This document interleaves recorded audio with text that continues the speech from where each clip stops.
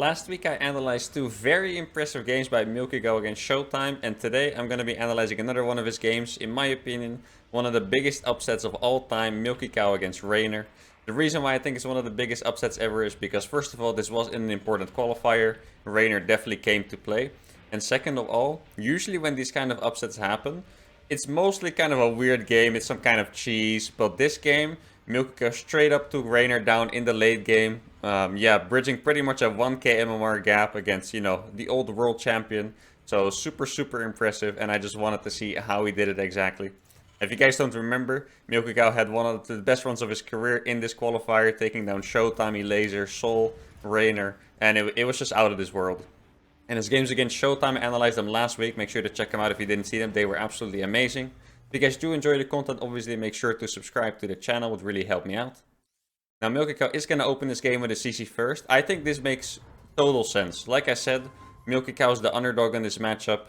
Very likely you would expect a proxy rack or something to come out. And CC first is a pretty hard counter to a pull first build, which is actually what Reynor went for.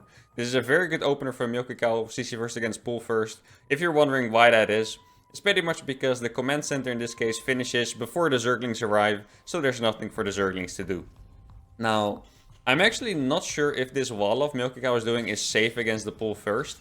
Normally what you do is you make the barracks full wall and then you kinda, you lift it up and make the reactor if you have to. But it seems like Reynor did not see a Reaper, so he's not gonna go in.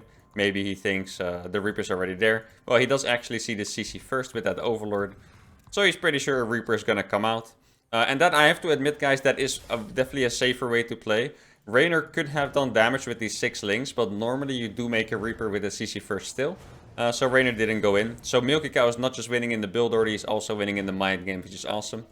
Now this video is going to be a POV analysis, by the way, so we'll go on Milky's POV when the action starts happening. And also what I think is really sick, that he's straight up going for a 2 gas build.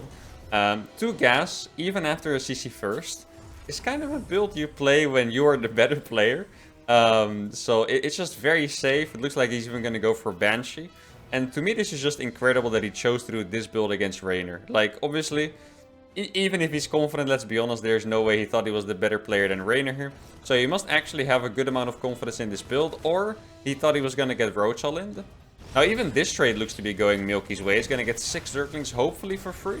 Might lose an SCV, doesn't. Good micro there. And yeah, honestly, perfect opening, well prepared by him. And now after this, obviously, he's still going to have to make a lot happen in the macro game. See, he's going to go for that Banshee play here. And honestly, this is pretty much a normal game at this point. Like, he has an expansion down, he was safe, he's going into Banshees. The biggest advantage that he has is just that he did CC first against pull first. So he's going to be slightly ahead compared to a normal game, and that's really nice for him. But, because he's not going for a 3CC build, he is probably going to lose his advantage, if I'm honest. Because, yeah, 2CC builds, they are a little bit outdated these days. If you do want to be, even close to the Zerg economy, you do usually have to go for a 3CC opener. Now he is going to make his 3rd CC after the Banshee, as expected. Obviously, going for any kind of 2-base all-in on Hardwire is kind of crazy. If you do want to cheese on this map, you would probably choose a Proxy Rax. Maybe you could choose a double Battlecruiser build, but besides that, you really do have to go for macro games on a map this large.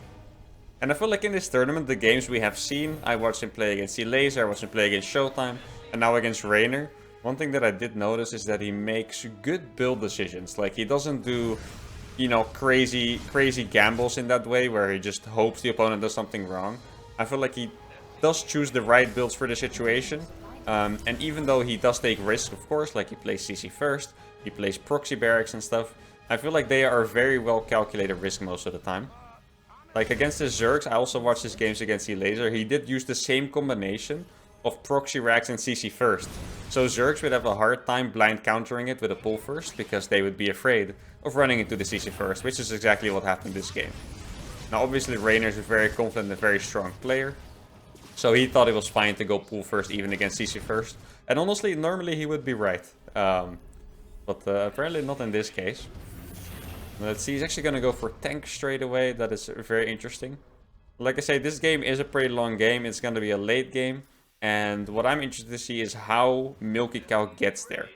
Because I feel like typically if you play a late game against a Zerg as strong as Reynor or Serral, what kind of tends to happen is that, you know, you pretty much die before you get fully situated. Now he's gonna lose those Hellions, which is actually a really rough start. That pretty much gives all the advantage and more back to Reynor. Like, losing your Hellions is actually a huge deal. If you can ever avoid losing your Hellions, even if it means you get no damage, it's pretty much always worth it. Hellions are the only thing that really denies the creep from getting out of control. The only unit that really trays fantastic against Zerglings. So you pretty much always want to keep those alive. Now, the follow-up besides that looks completely standard. 5 Marines, a tank, and 2 Medivacs at the same time. Double eBay. I do think tanks are actually particularly good on this map. Normally, I would really not mind to go for straight Widow Mines instead of Siege Tanks. But this map has really good ledges for Siege Tanks like here. If they ever try to take this base, you can siege this. And even if they take this base, you can kind of have this annoying siege over here behind the terrain. Allows you to shoot the mineral lines and the gas. And these are only the 4th bases, right? So I feel like this map is definitely a really good map for siege tanks here. Now what I like about this Banshee user is that he kept them alive, but he still kept trying to do damage. What commonly happens is that, you know, the queens are there, the spores are there, and the Terran would just AFK the Banshee in the corner because they feel like there's no way they can get any more damage done, right? And yeah, but milkicow actually kept using it, kept trying to do damage. Reynor obviously good on the defense, so didn't let it happen, but still awesome. Now here we can already see the first steps of Milky going to the late game. He just made his 4th command center before... Ooh, that medevac's so close. Before his 4th and 5th barracks. So he really showed that he wanted to play late game from the start. He didn't go late game because he had to. He's going to the late game because either he wants to, or because he thinks it's the only way to win this game from this point on. And I can kind of see that against Reynor, because Reynor is honestly, he's a little bit of a speed demon. So if you play him in the mid game, he will probably tear you apart at some point. But if you play him in the late game, you can slow the game down a bit. You know, you might be able to pull Reynor away from his strengths. So I do definitely respect that choice. I actually personally have never played this style where I get the 4th that fast. I do like to get my 4th base pretty fast when I play macro games, but before the 4th and 5th barracks is actually not something I've done before. That is very interesting. He's going for the 2nd factory as well. And since he is still making siege tanks, it really looks like that's what he's going for. He wants to get a big tank count. And he's doing pushes for now, but at some point he's probably going to sit back, you know, get up the Ghost Academy, tech even more. There's a really big counterattack happening. Looks like he has just the right amount of units at home. Oh, he's actually going to kill all of those queens there. That's very sloppy by Reynor. It's honestly very rare to see the Terran come out ahead in a multitasking trade against Reynor specifically. So that was pretty nice. He only lost 2 SCVs there somehow. Still at 75, which is very impressive. And I have to say, guys, I always love when Terrans play like this, when they go for the late game instantly. Because in my own games, what kind of tends to happen is I always try to attack in the mid game and try to make some cool stuff happen. And then by the time I try to transition to the late game, it's kind of a little bit too late. Like, they already have the lurkers out, or, you know, they will already be attacking me when they're maxed, stuff like that. And when Terrans play this style, when they really go for the late game right away, you see Milky has 82 workers already. He hasn't even really tried to do a lot of damage. He's moving out, but it's more of a fake than anything else. It looks like he's going to lose a lot of SCVs, but because he has so many, it's not as bad as usual. I feel like at this point, normally Terran would still be on like 66. 4th base, you know, maybe halfway done. But now he's going to lose 18 SCVs, which is a big deal, don't get me wrong. But he still has 60 plus, so he's not that bad. If I lost 22 SCVs here, I would be at 44, and the game would pretty much be done and dusted. So milkicow's late game approach is definitely going to save him here. His 2-2 is also going to finish very fast. I have to say, from milkicow's POV, this has been a very impressive game multitasking wise.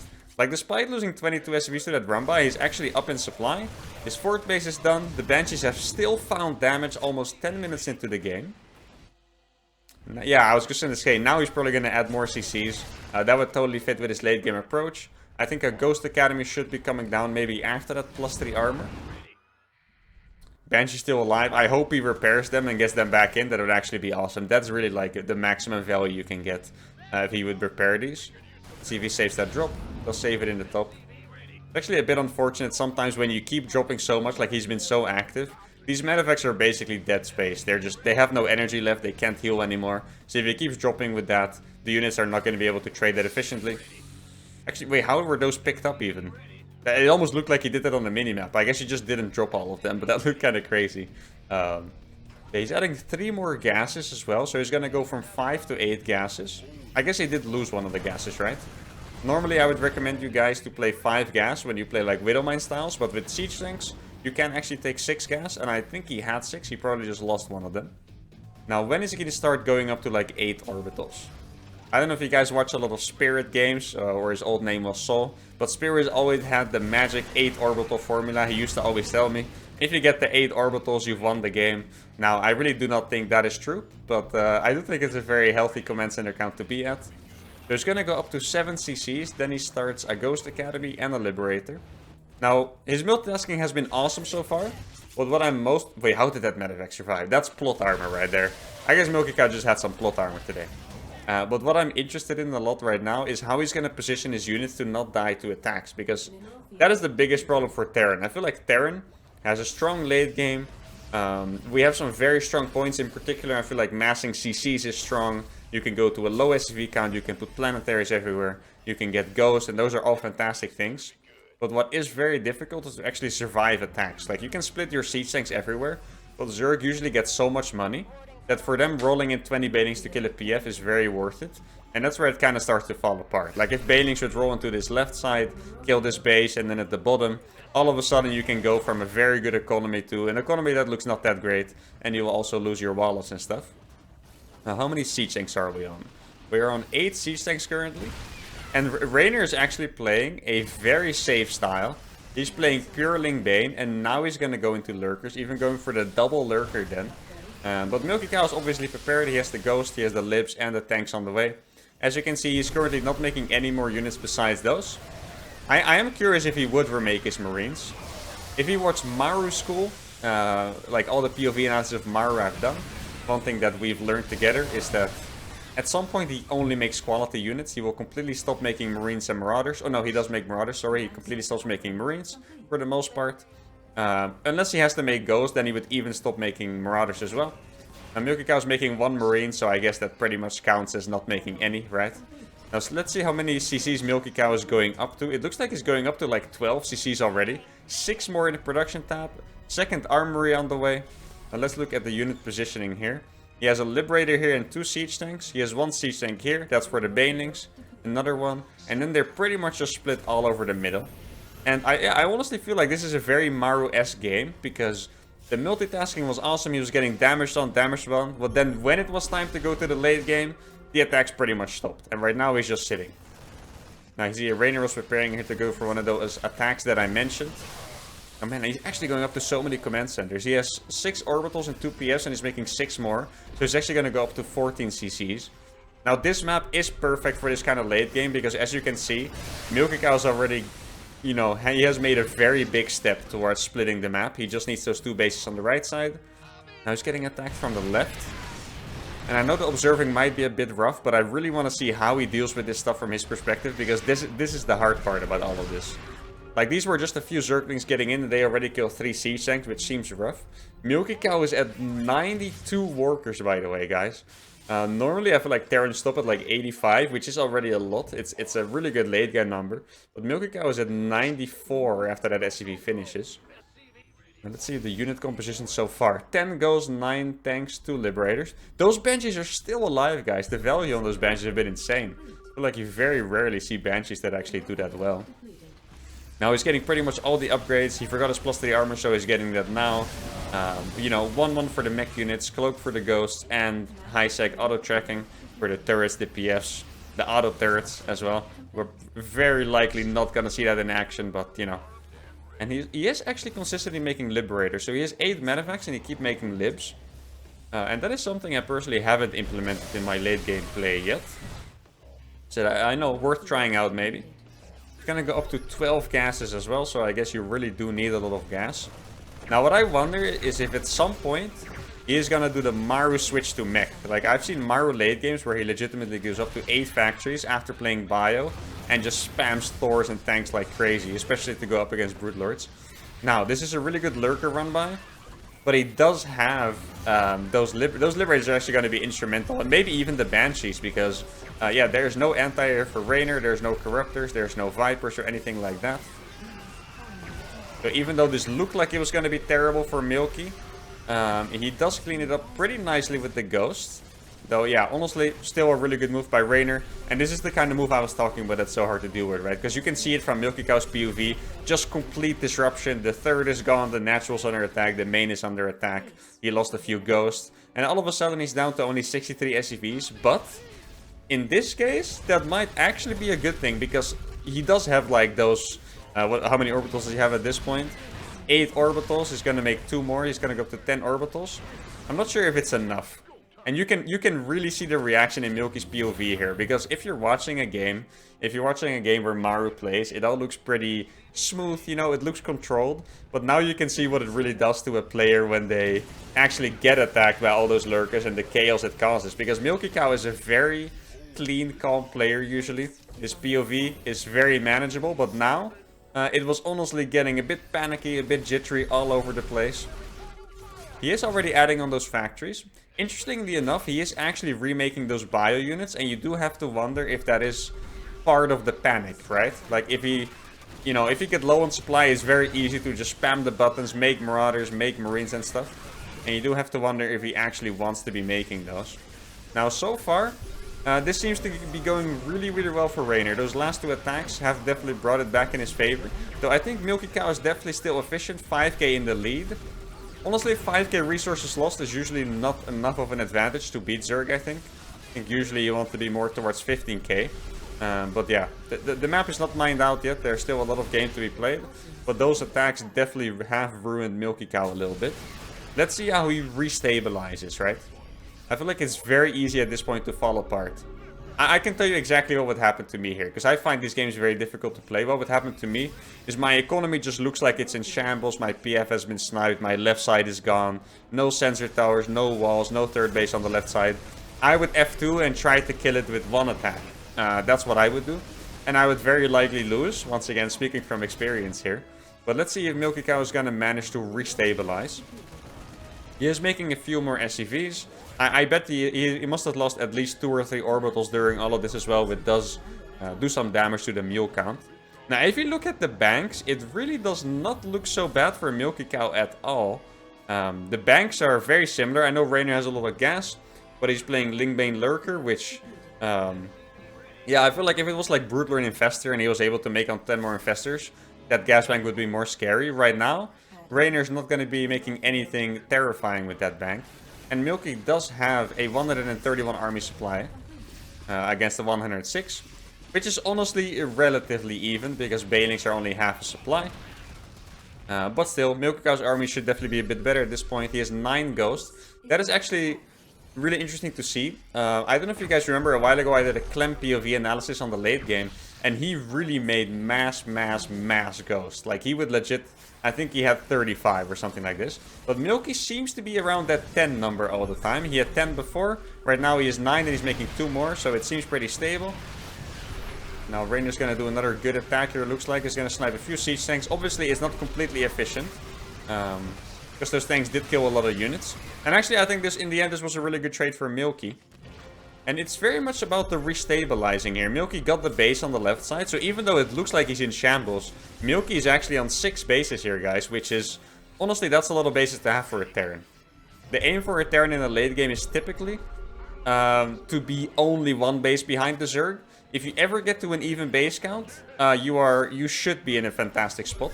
If Milky gets his base on the right side, for example, with the efficiency he's had, currently 9k up in resources lost. If they're even in bases, it speaks for itself. He's just gonna win by 9k resources in the end. And it's just as simple as that. But with the lack of PFs, I do wonder. Like, okay, here he actually has a nice... This was a perfect amount of army he had here. I think if there were 2 lurkers there, he would be in trouble. I was gonna say, with the lack of PFs, it might be a bit tough. Like, one thing that tends to happen in these late games, if you lose your PFs, you replace them with the orbitals you have, which is economically still fine. Excuse me, but it does ruin your defensive position later on, right? And now there's another push on the right side, exactly what I was talking about. There is no PF here, so this could be a little bit tough to deal with. And at the same time, he's going to attack on the left side. Let's see how he deals with this. Get some snipers on the lurkers. Yeah, that's a really good army split. I think he actually hasn't even lost anything here. What an insane trade by Milky. 4 SCVs, That is really no big deal. He keeps sending Liberators to harass and they're doing damage, but I can't help but wondering if that is actually a good move, because trading a Liberator for 4 drones when it's going to be kind of a battle of attrition, is that a good move or not? I'm not so sure. I feel like sniping bases is always a good move, because you just slow down the bank of the Zerg.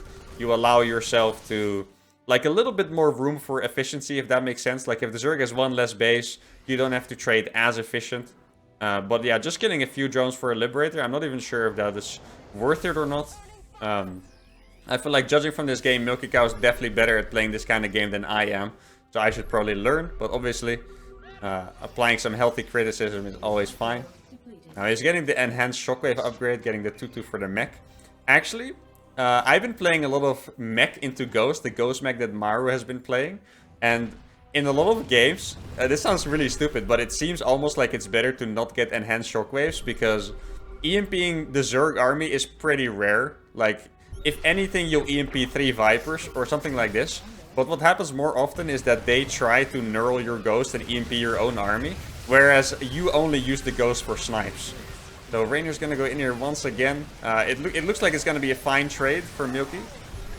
The Liberators there are actually helping a lot, because Reynor just doesn't have anti-air. Reynor has not made any Vipers or Corruptors. Now he's finally gonna make the Vipers. He's tired of the Liberators just shutting his attacks down. But still, this attack seemed pretty fine by Reynor. I do think it's time for Reynor to transition to the late game for real though, like get Brootlord and Fester up. Though the banks are relatively similar. Similar enough to where I would say that Milky would have a small advantage going into the late game if Reynor transitioned. But as I was saying, when I play mech into Ghost, I actually think it might be better to not get the extra EMP upgrade, because you use your Ghost for snipes, and the Zerg is the one using your Ghost for the EMP upgrade, you know. Actually thinking about it, I'm not sure if the Zerg gets the upgrade if you have it. I feel like they did, but if I think about it, it doesn't make sense. If you have any scientists, please let me know in the comments, because now I think about it, it probably doesn't make sense that they get the upgrade. Even though in the past I felt like they did. Or maybe I just picked it up from Twitch chat. I think Twitch chat told me that. Maybe Twitch chat is scanning right now. Okay, so Milky is actually going to add some production here. He does not have Liberator range, right? Let's see. No, he does not have Liberator range, and right now he is getting the Fusion Core. I did see the starports, and now he's also making a Fusion Core, so I guess he is intending to go for that Liberator range. I know some of you might think battlecruisers, but trust me guys, battlecruisers are absolute ass in the late game. I can't put it any other way. They just don't have a lot of value. They get absolutely dunked on by Corruptors, Infestors, you name it. Now, let's see if the army composition once again. Milky is still around the 10 Ghost mark. He's gonna go up to 13 this time, which might be the highest he's been at. But I do like the consistency in his unit composition. He's not trying to switch it up. There's no panicking. He is just at the same unit composition he has been before. And now this is a really big moment in the game. milkicow is trying to get that split map base. If milkicow gets that base, I will undeniably give him the advantage being on an even economy. Now Reynor's going in here, but there's actually a very well placed PF there that Reynor can't really just walk to. PF with tanks behind it in the middle of the map. I know this looks crazy. I know this kind of looks like something a turtle mech player would do, but this PF is honestly so important, and it's probably what's gonna win Milky the fight here, to be honest. Though he's losing a little bit more ghosts here than I would like to see. I think he could have saved a bunch of those ghosts. Reynor still with some really good attacks, of course. You can see the efficiency by now is 15k in Milky's lead. So once again, if Reynor doesn't kill Milky soon, Milky is probably gonna be running away with this game.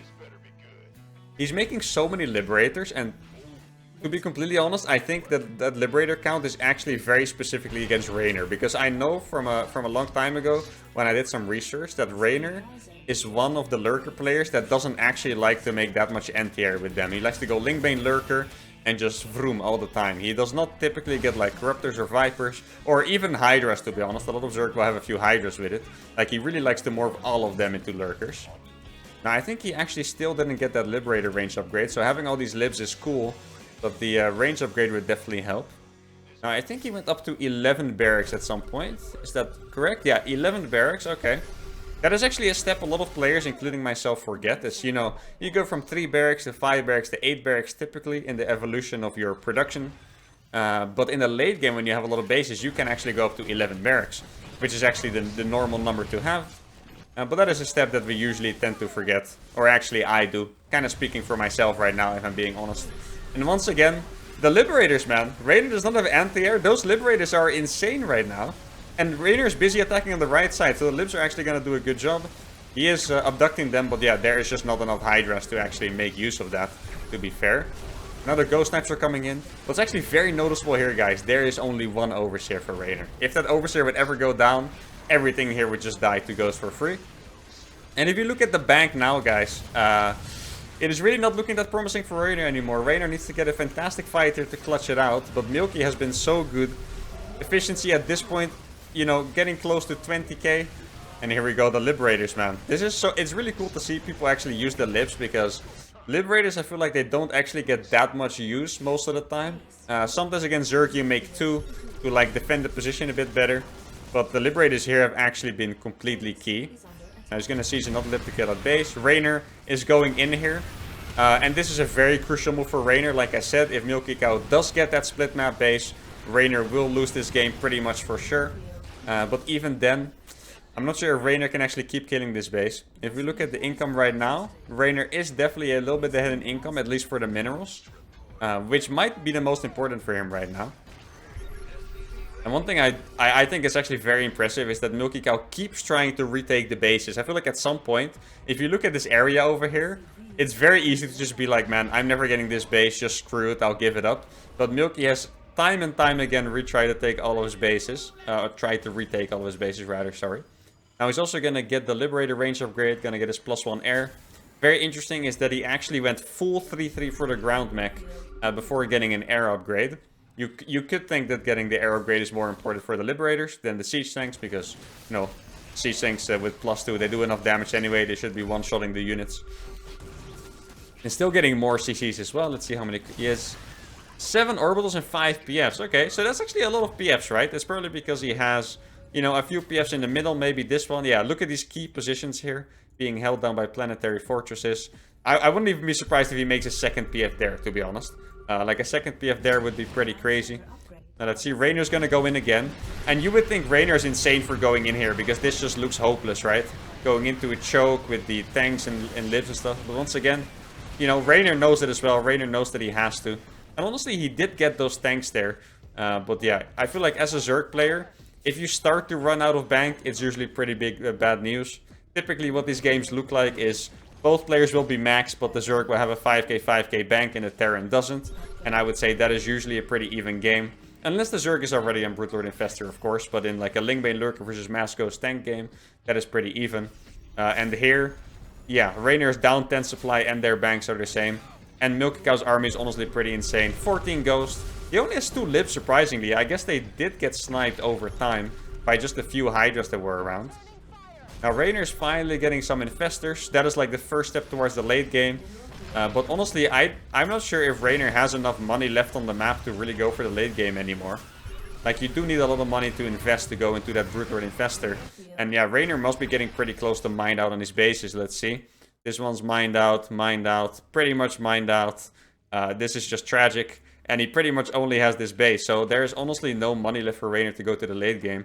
But you can always have those magic fungals by the Infestors, right? You never know. If those fungals hit those ghosts, Lurkers siege in range. Obviously, ghosts cannot snipe if they're fungal. Damage denies the snipe. Oh, but he does scan the Burrowed Infestor there. I feel like there might be one more close to his army, because I saw him make 3. And I only saw 2 there. I feel like there might be one like sneaking around his army somewhere. But milkicow is very wisely, look at this, keeping his ghost in the back. Now he's moving forward, but once again, there might be a sneaky Infestor here somewhere. Let's get a nice snipe off. Yeah, and the Reynor's going in. Let's see. There's enough tanks here to kill a potential Burrowed Infestor, I think. So I don't feel like this is going to work out for Reynor. milkicow is backing off perfectly, by the way. You never want to be in range of those Infestors. Range of those Lurkers. Gets an EMP off on the Infestors as well. That's beautiful. And now he's going to be able to snipe all the Lurkers. And that, guys, that is how one of the biggest upsets of all time, in my opinion, happened. milkicow playing an absolutely fantastic game against Reynor, to be honest. Very Maru-esque. Probably better than I could have played it, even. And yeah, just super impressive by him. And after this, after the Showtime series, I'm so excited to see even more games by him. Like, let's see what he can do, guys. I'm sure you guys all agree. If I remove the name milkicow here, which Terran do you guys think it was? Let's be honest, you would not guess it was milkicow. You'd probably not guess it was me. But yeah, thank you very much for enjoying the game. I really hope you enjoyed this content. Make sure to sub and like, and I'll see you guys next time. Adios.